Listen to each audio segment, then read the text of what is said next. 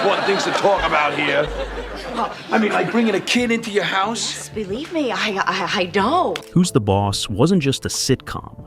It was a minefield. A boxer with zero acting experience became the lead. The Will They Won't, they dragged for 8 years. And behind those Connecticut walls, one star's ego nearly burned the whole thing down. These are 20 secrets about Who's the Boss hidden for decades. 20. Tony Danza had never acted before, landing the lead role. Right. When Tony Danza walked into the audition room for Who's the Boss, he had no business being there. He wasn't a trained actor. He hadn't studied at Juilliard or done Shakespeare in the Park. He was a professional boxer from Brooklyn who stumbled into Hollywood almost by accident. Years earlier, Danza had been discovered while training at a gym, cast in Taxi, purely for his authentic tough guy energy, and somehow survived 5 seasons playing a dim-witted boxer without any real acting technique. So, when producers started casting for a new sitcom about a male housekeeper, Danza's name came up as a wild card. The role of Tony Michelli required charm, warmth, and the ability to flip gender stereotypes without making it a joke. Network executives were skeptical. They wanted someone with range, someone reliable. But creator Martin Cohan saw something different.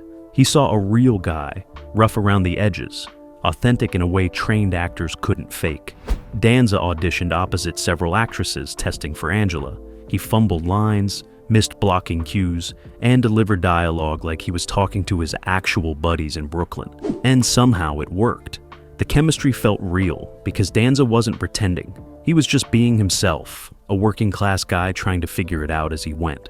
The network took a massive gamble, and on September 20th, 1984, that gamble paid off with over 30 million viewers tuning in to watch a boxer-turned-actor play a housekeeper. 19. Judith Light was considered too serious for comedy. Chilla, you're up already? You couldn't have had more than 2 hours sleep. I know, and I feel wonderful. Before she became Angela Bauer, Judith Light was known for one thing: soap opera drama. She'd spent 5 years on One Life to Live, winning 2 daytime Emmys for playing Karen Wolick, a troubled woman whose life spiraled into prostitution and despair. Light gave raw, devastating performances that made viewers weep. She was respected, celebrated, and completely typecast. When Who's the Boss came along, offering her the role of a sophisticated advertising executive, Light jumped at the chance to pivot to comedy. But CBS executives fought back hard. They argued that soap opera actors couldn't do sitcom timing, that Light's dramatic intensity would kill the laughs, that audiences wouldn't accept her in a lighter role. Martin Cohan disagreed. He'd seen something in Light's audition that others missed. Underneath all that dramatic training was a woman with impeccable timing and a willingness to look ridiculous. Light wasn't afraid to be vulnerable, messy, or wrong, all essential qualities for comedy. But convincing the network took weeks of fighting, screen tests, and compromises. They finally relented, but with conditions. Light would have to prove herself episode by episode. If the chemistry didn't work, they'd recast. The pressure was immense. Light later admitted she spent the first season terrified of being fired, studying comedy like it was a foreign language, watching Lucille Ball episodes obsessively, and working with an acting coach to unlearn her soap opera instincts. She had to soften her delivery, trust the pauses, and let things be funny instead of meaningful. 18. Alyssa Milano was only 11 and lied about her experience. Maybe I'd better not. Alyssa Milano walked into her audition for Who's the Boss wearing leg warmers, a side ponytail, and an oversized sweatshirt. She was 11 years old and had exactly one professional credit to her name: a national tour of Annie, where she'd played an orphan in the chorus. That was it. No television experience, no film credits. Just a tiny girl from Brooklyn with big dreams and a stage mom who knew how to work the system. When casting directors asked about her TV experience, Milano's mother jumped in, spinning the Annie tour into something grander, implying Alyssa had done commercials and other projects that didn't quite exist. Milano played along, smiling confidently, reading her lines with surprising ease. The truth was, she'd been rehearsing that audition for weeks. memorizing not just the words, but the inflections, the pauses, the moments to look cute. Producers saw a kid who could deliver jokes without mugging for the camera. But they had concerns. She was young, possibly too young to handle the grueling schedule of a network sitcom. Could she memorize an entire script every week? Could she take direction? Could she keep up with professional actors? They offered her the role on a trial basis, ready to replace her if she couldn't handle it. But Milano proved them wrong immediately. She showed up prepared, hit every mark, and never complained. By the end of the first season, she wasn't just keeping up, she was stealing scenes. 17. The show's premise was considered too risky by networks. Hey, who won the limbo contest? How low can I go? In 1984, the idea of a man working as a live-in housekeeper for a single woman was television suicide. Networks had spent decades reinforcing rigid gender roles. Men worked outside the home, women managed domestic life, and any deviation was played for emasculating laughs or scandal. But Martin Cohan pitched something different. Tony Maselli wasn't a joke. He was a widowed father making a practical choice, trading his dangerous construction job in Brooklyn for stable work in Connecticut, where he could raise his daughter safely. Angela Bauer wasn't helpless. She was a successful executive who needed household help because she was too busy running a company to cook, clean, and parent alone. On paper, it was progressive. In reality, network executives panicked. They worried Middle America would reject a male housekeeper as unmanly. They feared the premise had uncomfortable sexual undertones, a virile man living with an attractive woman without a chaperone. Focus groups raised red flags about morality, impropriety, and whether children should watch this arrangement. CBS demanded changes. They wanted Tony to have a job outside the house. They suggested making Angela married or giving her a live-in boyfriend. Cohan refused every note, arguing the entire point was subverting expectations. After months of fighting, CBS greenlit the pilot with zero confidence. They buried it in a terrible time slot, gave it minimal promotion, and waited for it to fail. Instead, it exploded. Audiences loved the premise precisely because it was different. 16. Katherine Helmond was a serious theater actress, slumming in sitcoms. Sweet. Oh, nothing. Good things come to those who wait. Yeah. Wait. When Katherine Helmond was cast as Mona Robinson, Angela's meddling, man-crazy mother, she was already a decorated stage actress with decades of experience. She'd performed Shakespeare, O'Neill, and Beckett. She'd won Drama Desk Awards and earned critical acclaim in regional theaters across America. Sitcoms were beneath her, or so the theater world believed, but Helmond didn't see it that way. She'd just come off playing Jessica Tate on Soap, another sitcom that let her showcase incredible range and comedic timing. She knew television paid better than theater, reached more people, and when done right, could be just as artistically fulfilling. Still, taking the role of Mona meant accepting typecasting. The character was a caricature, oversexed, desperate for attention, flighty and ridiculous. Helmond worried she'd be reduced to one-note gags, but she made a choice. She'd play Mona with commitment, finding humanity in the absurdity, making every joke land not through mugging, but through truth. What could have been a throwaway role became something else entirely. Helmond infused Mona with vulnerability, playing her desperation for love as both funny and heartbreaking. She never winked at the camera or treated the character like a joke, and audiences responded. Mona became a fan favorite, earning Helmond 2 Emmy nominations and proving that serious actors could elevate even the silliest material. But the theater world never forgave her. Former colleagues dismissed her TV work as selling out. 15. Tony Danza rewrote his own lines, constantly. I mean, you haven't said a word since you tried to set me on fire! From the very first script, Tony Danza had a problem. The dialogue didn't sound like him. Writers gave Tony Micheli carefully crafted jokes, perfectly timed setups, and polished responses. But when Danza read them, they felt fake, too smooth, too written, so he started changing them. Not asking, just rewriting on the spot. He'd cross out entire sections, scribble in Brooklyn slang, and ad-lib during tapings. Writers were furious. They'd spent hours crafting those scripts, and Danza treated them like rough drafts. Producers were caught in the middle, watching their star ignore the work of professional writers who felt disrespected. But they couldn't deny the results. Danza's improvised lines often got bigger laughs than the scripted ones because they felt authentic. When Tony talked to Samantha or argued with Angela, Danza channeled his real Brooklyn upbringing, his actual relationships, his genuine confusion about being a fish out of water in Connecticut. The problem escalated when other cast members started complaining. Judith Light worked from the script meticulously, trusting the writers and hitting every beat as written. When Danza went rogue, it threw her off, forcing her to adjust in real time. Alyssa Milano followed his lead, ad-libbing her own responses, which meant entire scenes devolved into improvised chaos. Eventually, an uneasy compromise formed. Writers started writing looser, leaving room for Danza to Danza-fy the dialogue. But the tension never fully disappeared, and script meetings became battles. 14. The sexual tension was manufactured by the network. Holy smokes. When Who's the Boss premiered, Tony and Angela's relationship was meant to be platonic, a professional arrangement between employer and employee, two adults respecting boundaries while co-parenting their kids.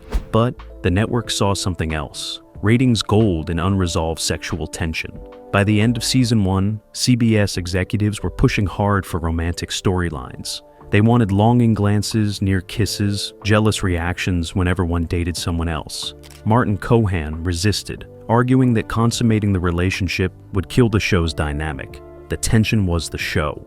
Once they got together, there was nowhere left to go, so they made a devil's bargain. They'd tease the relationship endlessly, writing episodes where Tony and Angela almost confessed feelings, almost kissed, almost crossed the line, but never actually did. For 8 seasons. The strategy worked commercially. Viewers tuned in weekly, hoping this would be the episode they finally got together. Magazine covers asked, "Will they or won't they?"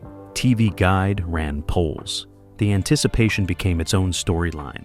But behind the scenes, the actors grew frustrated.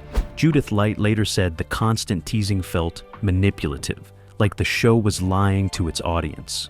Tony Danza agreed, arguing that real people wouldn't dance around their feelings for 8 years. But the network didn't care about realism. They cared about ratings, and as long as the will they won't, they kept people watching. They'd stretch it forever, even if it made no emotional sense. 13. Danny Pintauro was bullied mercilessly on set. Yeah? Just like Daddy? Danny Pintauro was only 9 years old when he was cast as Jonathan Bauer, Angela's sensitive, book-smart son. He was small for his age, spoke with a slight lisp, and carried himself with a gentleness that didn't fit traditional masculinity. And people noticed. On set, crew members made jokes. Guest stars asked inappropriate questions. Even some writers slipped in subtle digs through Jonathan's character, writing him as weak, nerdy, or overly attached to his mother. Pintauro felt it all but stayed quiet. He was a child working among adults, desperate to fit in and terrified of being fired. But the bullying wasn't just professional, it was personal. Kids at school mocked him for playing a sissy on TV. Letters from viewers criticized Jonathan for not being tough like Tony. And at home, Pintauro struggled with confusion about his own identity. Feelings he couldn't name, yet but knew made him different. Katherine Helmond became his protector, shielding him from the worst comments, making sure he felt safe. Judith Light did the same, treating him with maternal care both on and off camera, but they couldn't stop everything. Years later, Pintauro revealed he's gay, and disclosed that he knew even as a child, but lived in terror of anyone finding out. The bullying he endured on set was homophobia disguised as teasing, and the show that made him famous also became a place where he learned to hide himself, smile through pain, and pretend everything was fine. 12. Judith Light and Tony Danza clashed over professionalism. I'm sorry. I just wanted to tell you that I really... They looked perfect together on screen, sparring with chemistry and warmth. But behind the cameras, Judith Light and Tony Danza could barely stand each other. The problem was professionalism, or Danza's lack of it. Light came from theater, where you showed up early, knew your lines cold, and respected the craft. Danza came from boxing and Taxi, where improvisation and winging it were celebrated. Light would arrive an hour before call time, script marked up with notes, ready to rehearse. Danza would roll in late, script unread, coffee in hand, cracking jokes. During rehearsals, Light treated every read-through like a performance, finding nuance in each line. Danza treated them like warm-ups, saving energy for the actual taping. It drove Light insane. She felt disrespected, like Danza didn't care about the work, or appreciate that everyone else was prepared. She confronted him multiple times, asking him to take things seriously, to respect the process. Danza brushed her off, saying she was too uptight, that it was just a sitcom, not brain surgery. The tension boiled over during season 3 when Danza showed up to a taping without knowing his lines, forcing multiple retakes and keeping the live audience waiting for hours. Light reportedly walked off set, refusing to continue until Danza apologized. Producers mediated, extracting a half-hearted apology from Danza and convincing Light to return, but their relationship never recovered. They remained cordial for the cameras, but avoided each other otherwise. 11. The show's house was a real mansion that tourists stalked. May I help you? Well, if you're Angela Bauer, I'm here to help you. I beg your pardon. I'm Tony Maselli. I'm here about the job. Oh, The exterior shots of Angela Bauer's beautiful Connecticut home weren't filmed on a studio backlot. They were real, shot at a massive mansion in Rye, New York, a wealthy suburb about 30 miles from Manhattan. Producers chose the location because it perfectly captured the upper-class world Angela inhabited, sprawling, elegant, and completely out of Tony's Brooklyn comfort zone. But using a real house created problems nobody anticipated. Within weeks of the show's premiere, fans figured out the address. Tour buses started driving by. Families pulled up to take photos. Teenagers knocked on the door asking if Tony and Angela were home. The actual homeowners, a private family with no connection to the show, were horrified. They'd agreed to let producers film exteriors a few times per season in exchange for a fee, but they never imagined their home would become a tourist attraction. Security became an issue. Fans jumped fences, peered in windows, and left notes on the doorstep. Some even tried breaking in, convinced the interior matched the show's set. The family threatened to sue, forcing producers to hire security during filming days, and eventually limit how often they shot there. By season 4, the show used the mansion less frequently, relying on stock footage from earlier seasons, and carefully angled shots that obscured the location. But the damage was done.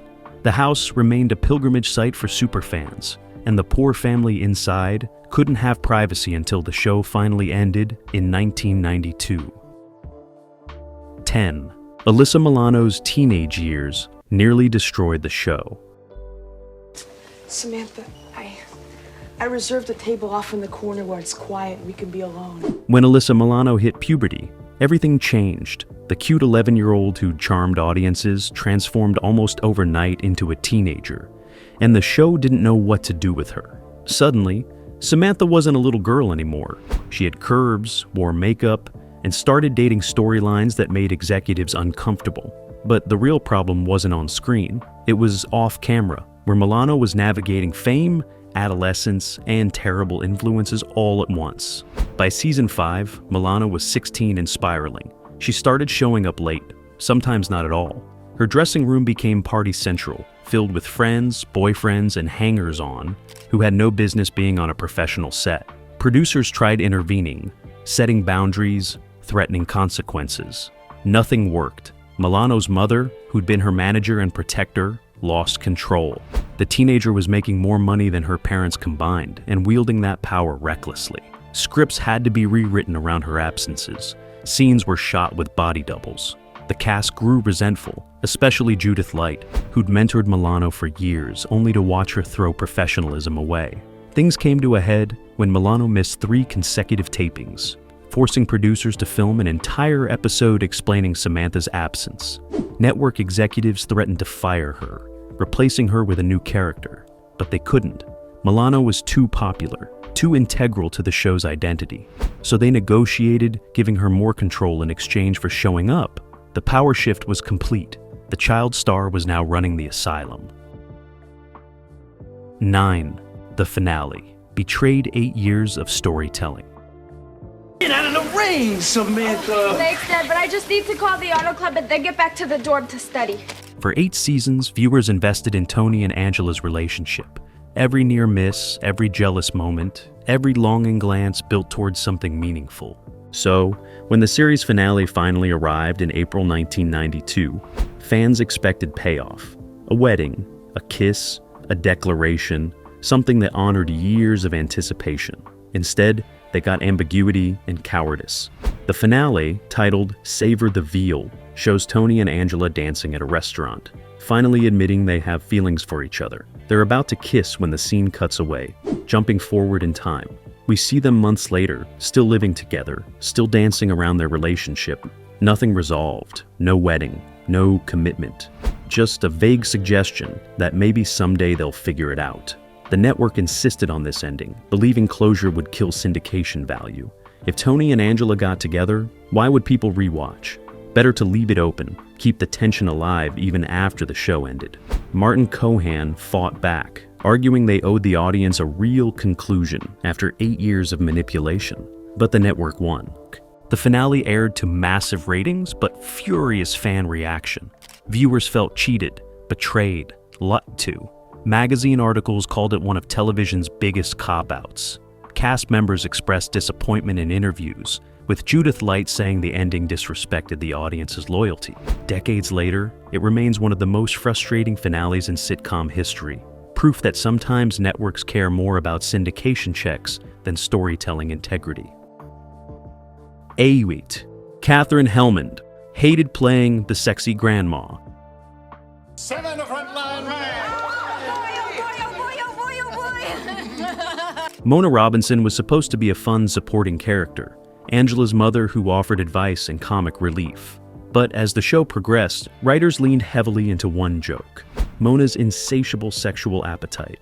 Every episode became about her chasing men, making inappropriate comments, or getting into sexual situations that were played for laughs. Katherine Helmond grew to despise it. She'd signed on to play a complex woman navigating divorce, independence, and relationships with dignity. Instead, she became a one-dimensional punchline. The horny grandma trope tired fast, but writers kept returning to it because audiences laughed. Helmond tried pitching alternative storylines. What if Mona struggled with aging? What if she dealt with real loneliness instead of cartoonish desperation? What if she had interests beyond men? Producers listened politely and changed nothing. By season 6, Helmond started refusing certain lines, drawing boundaries around what she'd say or do. She wouldn't participate in scenes that degraded Mona beyond redemption. This created friction with writers who felt she was being difficult, not understanding that Helmond was protecting both the character and herself. In interviews years later, Helmond admitted Mona was her least favorite role despite the show's success. She felt the character perpetuated ageist stereotypes about older women and sexuality, reducing a potentially rich character to tired jokes. She stayed for the paycheck and loyalty to the cast, but creatively she checked out halfway through, delivering lines with professional competence while mentally counting down to the end. Divravit, the show paid. Alyssa Milano, more than the adult cast. My little girl. And you're always gonna be my little girl. In fact, when you're an old lady, you're gonna be my little girl. By season 7, something unprecedented happened. Alyssa Milano, still a teenager, was earning more per episode than Tony Danza, Judith Light, and Katherine Helmond combined. It wasn't talent or seniority that drove her salary into the stratosphere. It was leverage. Milano had become a teen idol, gracing magazine covers, selling out concert appearances, and launching a merchandise empire. Her face sold lunchboxes, posters, and clothing lines.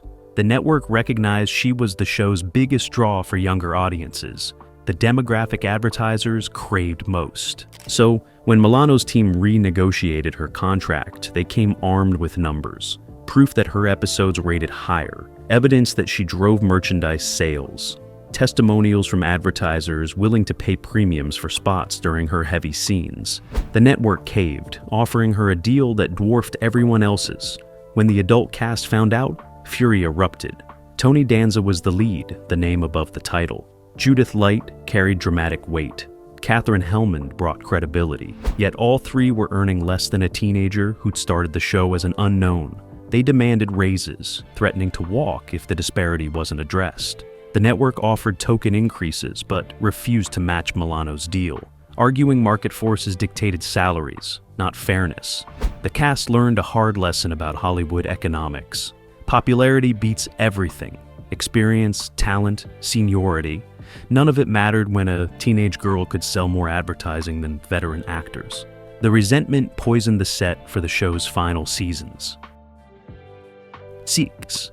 Tony Danza's ego became unbearable by season 5.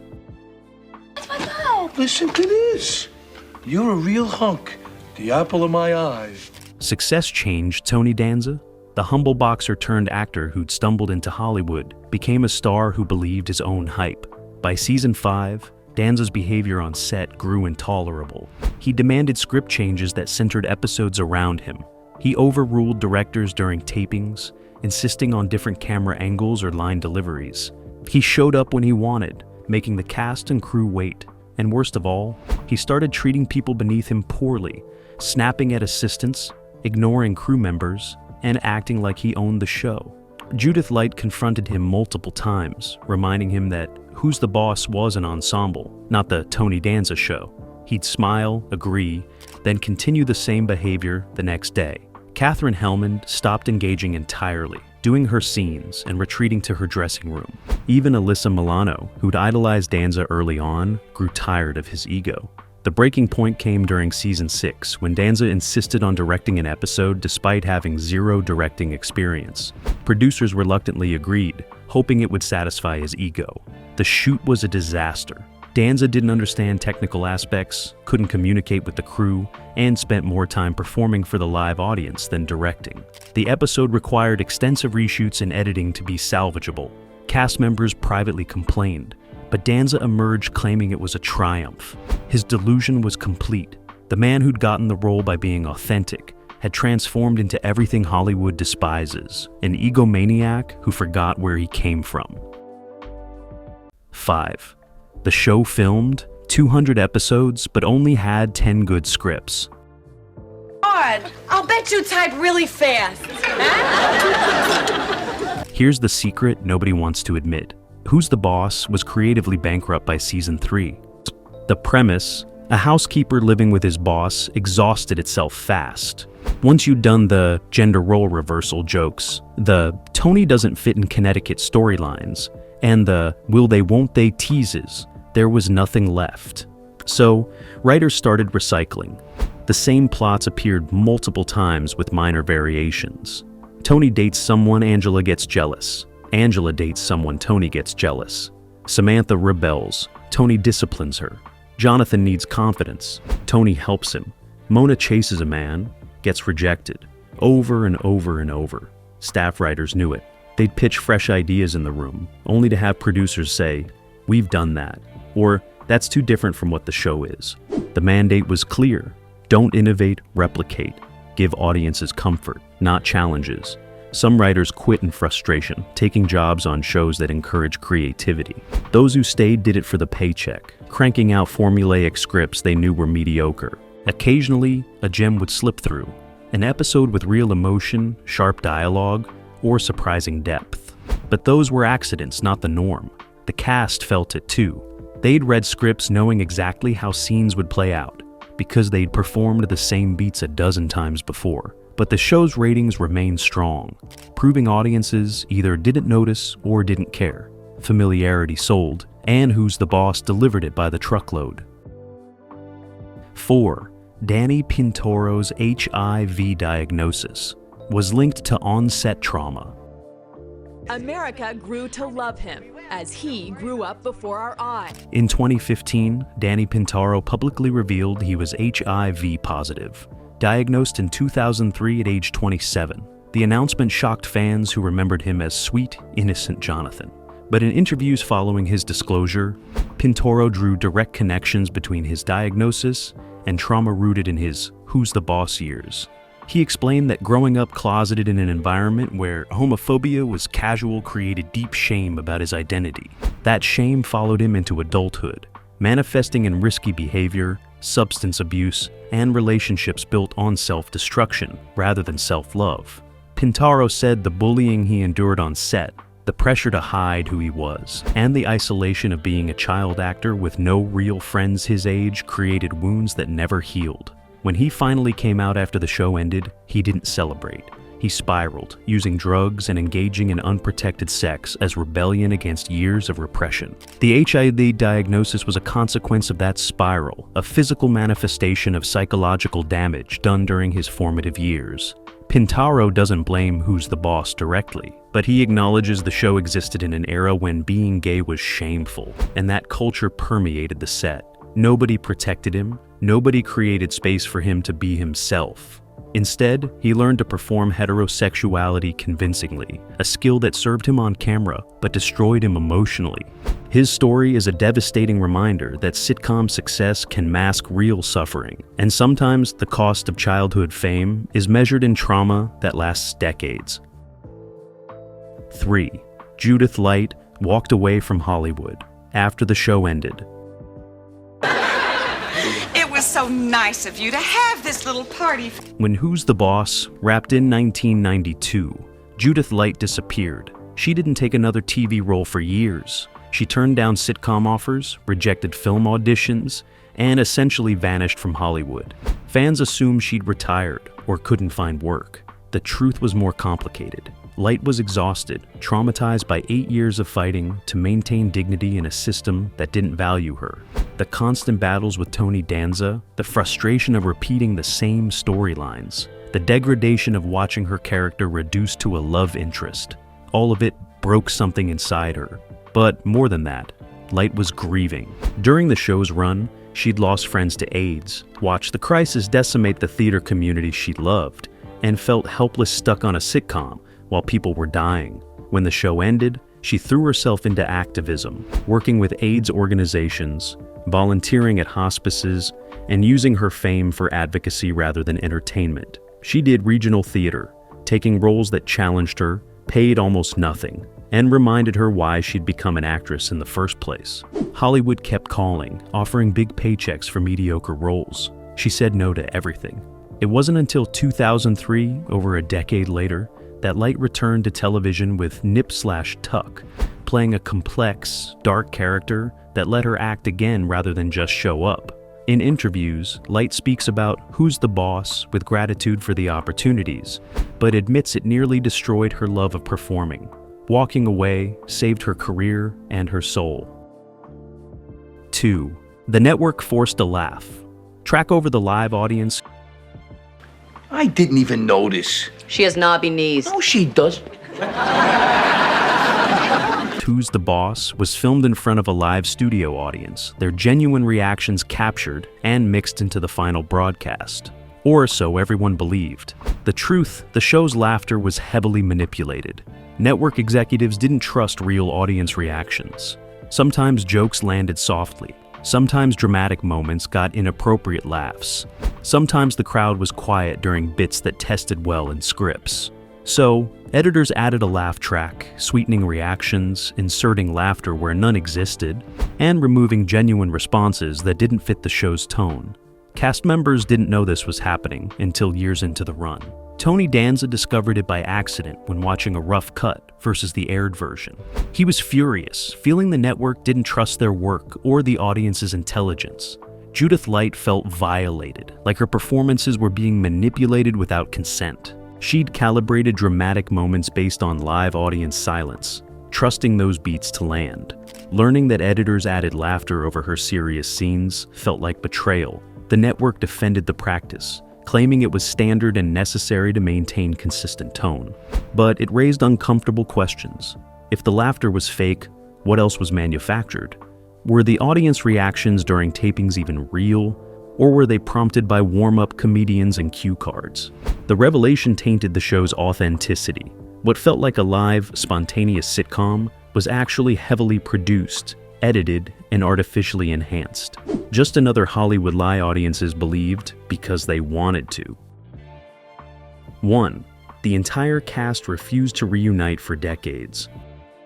Something crazy. The play had a stark, barren quality. Most successful sitcoms eventually reunite.